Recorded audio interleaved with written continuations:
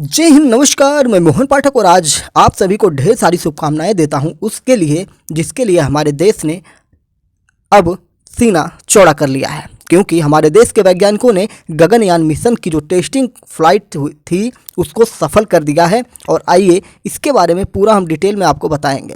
अगर इसके हम लॉन्चिंग की बात करेंगे तो गगनयान मिशन की पहली टेस्ट फ्लाइट लॉन्च कर दी गई है और इसे आज ही के दिन यानी 21 अक्टूबर की सुबह 10 बजे श्रीहरिकोटा के सतीश धवन अंतरिक्ष केंद्र से लॉन्च किया गया है। और गगनयान मिशन का यह पहला परीक्षण उड़ान था। इसके सफल परीक्षण के बाद भारत उन देशों की सूची में शामिल हो गया है जो स्वयं चालक दल अंतरिक्ष यान लॉन्च कर सकते हैं। तो इस प्रकार से इसमें कई चीज़ें शामिल की गई हैं। हम ये भी जानेंगे कि गगनयान परीक्षण में पहले क्या हुई थी गलतियां, उनको भी जानेंगे। लेकिन आइए पहले इसको देखते हैं कि आज क्या हुआ है।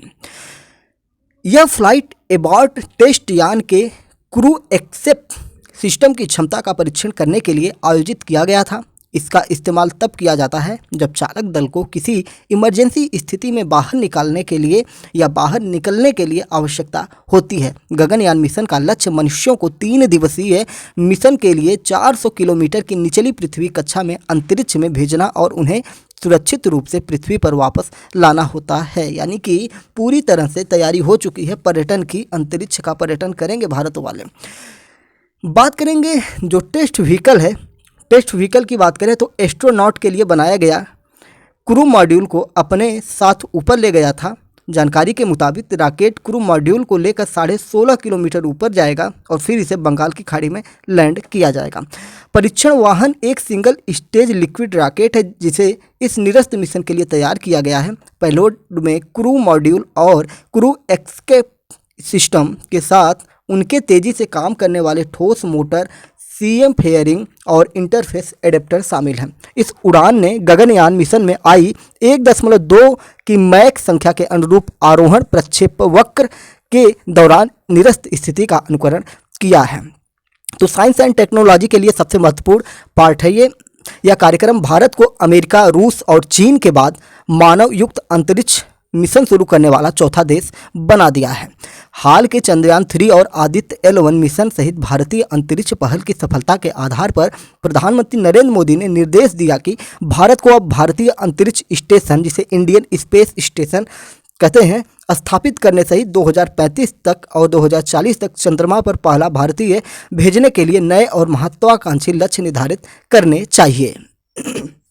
तो इस प्रकार की बातें इन्होंने बताई। अब हम जान लेते हैं कि गगनयान की जो टेस्टिंग चल रही थी या गगनयान का जो परीक्षण था इसमें क्या क्या गलतियां हो गई थीं, जिनको एस सोमनाथ ने बताया है।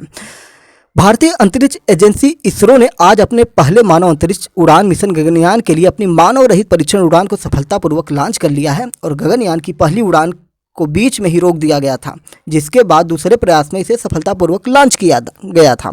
इसरो प्रमुख एस सोमनाथ ने कहा कि मुझे TVDD-1 मिशन की सफल उपलब्धि की घोषणा करते हुए बहुत खुशी होती है। फिर से सुनिएगा, एस सोमनाथ ने क्या कहा कि मुझे TVD-1 मिशन की सफल उपलब्धि की घोषणा करते हुए बहुत खुशी हो रही है। तो बात करते हैं कि किस प्रकार से चीज़ें यहाँ पे हुई थी। गगनयान का उद्देश्य क्या है, अगर हम ये जानें तो इस मिशन का उद्देश्य एक परीक्षण वाहन प्रदर्शन करने के माध्यम से गगनयान मिशन जो है कार्यक्रम के लिए क्रू एस्केप सिस्टम का प्रदर्शन करना था, जिसमें वाहन एक मैक संख्या तक चला गया जो ध्वनि की गति से थोड़ा ऊपर है। और क्रू एस्केप सिस्टम के कार्य करने के लिए एक निरस्त स्थिति की शुरुआत हुई है। क्रू एस्केप सिस्टम ने क्रू मॉड्यूल को वाहन से दूर ले लिया और समुद्र में टच डाउन सहित बाद के ऑपरेशन बहुत अच्छी तरह से पूरे किए। और हमारे पास इस सब के लिए डेटा की पुष्टि है। बीच में ही क्यों रोका गया था गगनयान, इसकी चर्चा करते हुए इसरो के प्रमुख एस सोमनाथ ने कहा, ग्राउंड कंप्यूटर द्वारा गैर अनुरूपता का पता चलने के बाद शुरुआत में लिफ्ट को रोक दिया गया था। हम इसकी पहचान कर सकते हैं और इसे बहुत जल्द ठीक कर सकते हैं। इसरो प्रमुख ने कहा कि मिशन का उद्देश्य क्रू एस्केप सिस्टम का प्रदर्शन करना था।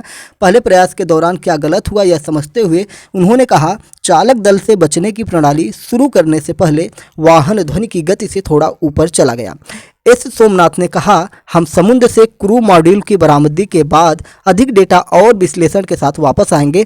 महत्वाकांक्षी अंतरिक्ष मिशन प्रधानमंत्री नरेंद्र मोदी के लक्ष्य को पूरा करने का एक प्रयास है कि इसरो 2035 तक एक भारतीय अंतरिक्ष स्टेशन स्थापित करे और 2040 तक चंद्रमा पर भारतीय अंतरिक्ष यात्री को लॉन्च करे। तो इस प्रकार से भारत ने एक अनोखी पहल की है जो दुनिया के उन देशों में भारत को अब शामिल कर रहा है जो लगातार साइंस एंड टेक्नोलॉजी के क्षेत्र में बढ़े और आगे बढ़ रहे हैं। बात करेंगे, इससे पहले भी हमारे देश ने कुछ बड़े कारनामे कर दिए हैं। आपको पता है कि हमारा देश सैटेलाइट जो लॉन्च करता है, आप देखते होंगे ना, जैसे टीवी का नेटवर्क हमारे पास आता है, मोबाइल नेटवर्क होते हैं, बहुत सारी चीज़ें होती हैं जो सैटेलाइट के थ्रू चलती हैं, मैपिंग के चीज़ें होती हैं। तो भारत जो है दुनिया का सब ऐसा देश बन चुका है जो सबसे कम दाम पर अंतरिक्ष में सैटेलाइट ले जाके स्थापित करता है। और आपको बता दें कि नासा ने भी अपने कुछ सैटेलाइट भारत के माध्यम से अंतरिक्ष में ले जाके स्थापित करवाए हैं और दुनिया के बहुत सारे देशों ने ऐसा किया है। आपको पता होगा कि एक समय ऐसा आया था कि भारत ने दुनिया में सबसे ज़्यादा सैटेलाइट एक साथ लॉन्च करने का भी रिकॉर्ड बनाया था। लेकिन अगर बात करें तो फिर उसके बाद मुझे जहाँ तक याद आ रहा है, एलन मस्क ने अपने स्पेस सैटेलाइट एक साथ छोड़े थे, तो वहाँ पे एक कंपैरिजन थोड़ा एलन मस्क के शायद आगे निकल गए थे, मुझे क्लियर नहीं याद है। लेकिन इतना याद है कि भारत ने एक साथ बहुत सारे स्पेस मिशन किए थे जिसमें ढेर सारी सैटेलाइट, कई देशों के सैटेलाइट को एक साथ छोड़ा था और उसके बाद दुनिया चौंक सी गई थी कि भारत ने ऐसे कारनामे कैसे कर दिए। अब आपको बता दें कि इसरो की स्थापना उस समय हुई थी जब भारत के पास आज़ादी मिली और धीरे धीरे भारत इन चीज़ों की तरफ बढ़ रहा था, लेकिन किसी को इतना विश्वास नहीं था कि भारत का जो इसरो है इतना आगे चला जाएगा कि आज दुनिया में इतना बड़ा नाम कमाएगा। आपको याद होगा कि जब भारत में पहले मिसाइल का परीक्षण हुआ था तो मिसाइल मैन उस समय, आपको बता दें कि हमारे देश के पूर्व राष्ट्रपति भी रह चुके हैं, तो अब्दुल कलाम जी थे। और आपको पता होगा कि जब मिसाइल का परीक्षण करने के लिए पोखरण के लिए पहली बार एक मिसाइल का परीक्षण होने जा रहा था तो साइकिल पर लाद कर मिसाइल को ले गया था और मिसाइल एक साथ नहीं जा पाई थी। बजट कम होने के नाते मिसाइल को टुकड़ों में विभाजित करके ले जाया गया था और जिसके बाद उस सफल परीक्षण को किया गया था। और भारत धीरे धीरे, भले ही सही, लेकिन सरकार के मन में ये बता दिया था कि हमारे जो देश के वैज्ञानिक हैं वो कुछ भी कर सकते हैं।